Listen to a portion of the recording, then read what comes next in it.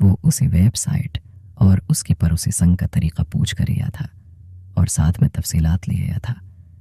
Request में उसने उस तंजीम से एक इंटरव्यू की दरख्वास्त की थी कि किसी अहम मंबर के तरीक़ाकार के मुताबिक वो अपनी मखसूस गाड़ी भेजकर सहाफ़ी को ले जाते और बेहोश कर देती।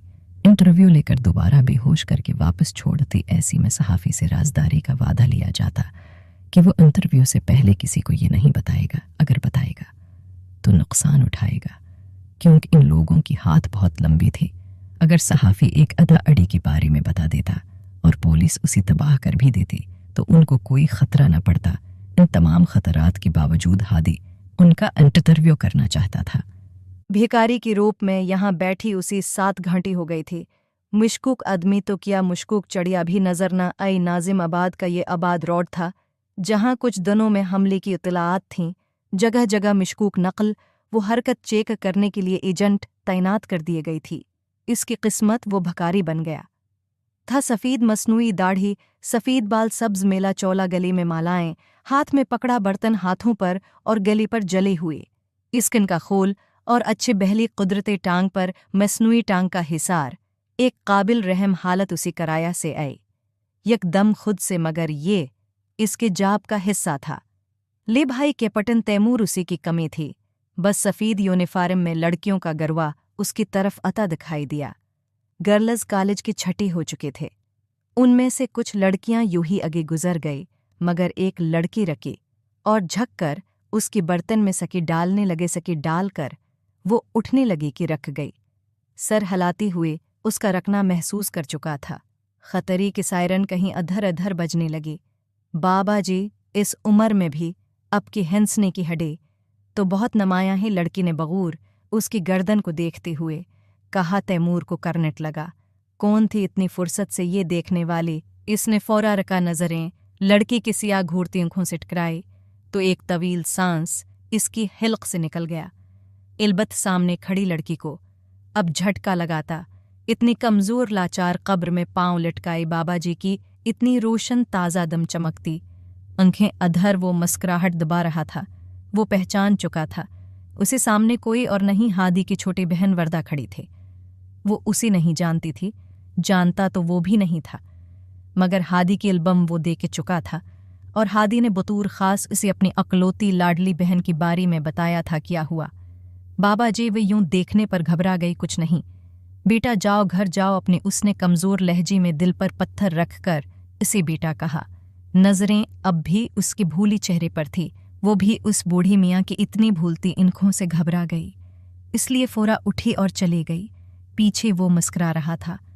चलो कुछ तो अच्छा हुआ। उजलबत वो परेशान से जा रही थी।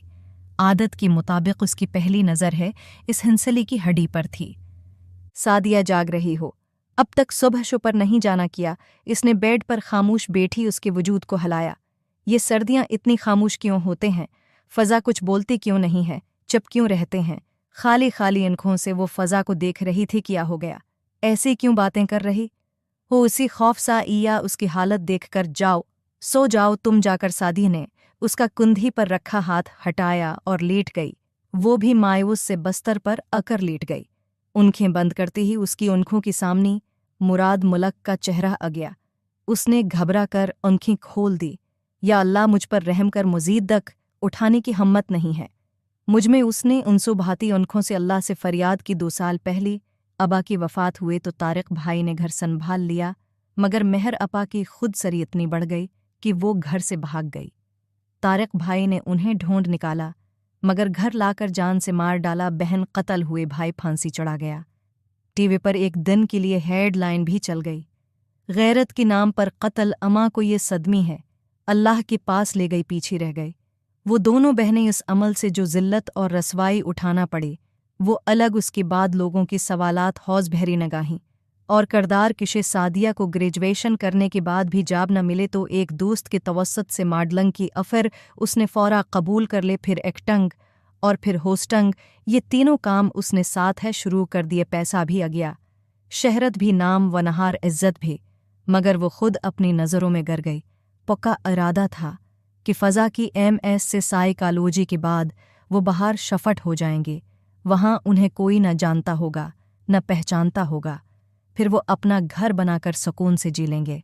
माजी की तलख यादों में खोई खोई है, नींद की दीवी उस पर मेहरबान हुई। वो सो गई न जाने कब। उज प्रेजेंटेशन का दिन था। सिर जिस स्टूडेंट को भी उठाकर प्रेजेंटेशन का कह देते उसे ज़रूर देने पड़ती हैं। इस वक्त क्लास का सबसे संजीदा लड़का वक़ार अहमद वाइट बोर्ड के पास खड़ा बोल रहा था। सिर अब्राहीम ने इसी मौजूद दिया था। भूख अगला नंबर फ़ज़ा कहा गया। रोस्ट्रम पर जाती ही टांगें कांपने लगे, उसको भी भूख कही टापक दिया गया। वो कुछ लम्हे चुप खड़ी रही क्या थी। भूख कोई जानता था, यहाँ वो जानती थी, बस सिर्फ मगर बोल नहीं सकती थी। हिम्मत करके उसने मार कर उठाया और वाइट बोर्ड पर कुछ बनाने लगी। सब हैरत से देख रही थी, और जब वो बना चुकी तो एक लम्हे के लिए क्लास में सन्नाटा छा गया। वो कांपती कांपती पलटी, फिर उसकी दुनिया का सबसे बड़ा माजज़ा हुआ। मुराद मुलक खड़ा हुआ। तालियां बजाएं और पीछे सारे क्लास खड़े हो गए। हते के करसे पर बैठी सर अब्राहीम भय, मगर वो कहाँ देख रहे थे। उनको नज़रों में बस एक मंजर बस गया था। खड़ा हुआ मुराद मुल्क और उसकी बश्ते। तालियां जब सारी क्लास बोर्ड पर उसकी बनाई हुई तस्वीर देख रही थी। तस्वीर में एक किता हड्डियां और गली सिर्फ रोट कहा रहा था। इन खराब चीज़ों का ढेर था। कदर फासली पर एक रोती बलकती बच्ची और बदहाल माँ बैठी थी। माँ का एक हाथ किती के आगे पड़े फरोट उठाने